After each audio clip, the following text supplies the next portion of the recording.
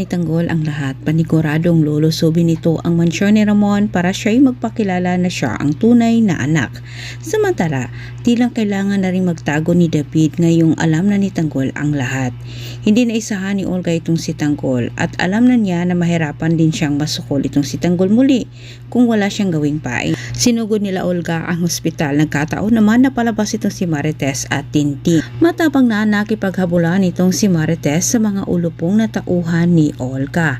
Pero minalas din siya sa huli at naabutan siya ng mga ito. Sa sandaling wala pa si Tanggol, maraming mga bagay na isiniwalat itong si Olga kay Tess at isa na dito patungkol kay Tanggol. Pero sa puntong ito, alam na ni Tess na hindi si Tanggol ang kasama ni Ramon na sinasabing kanilang anak.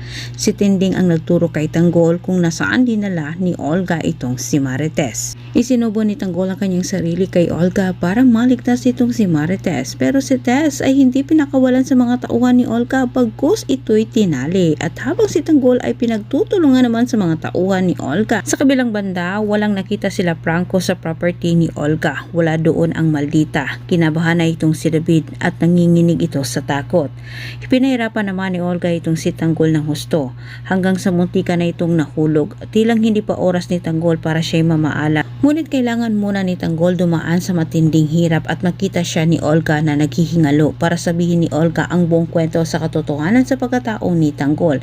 Kampante itong si Olga na isiwalat ang lahat kay Tanggol sa paniniwala niya na mapatay na niya itong si Tanggol sa mga oras na iyon.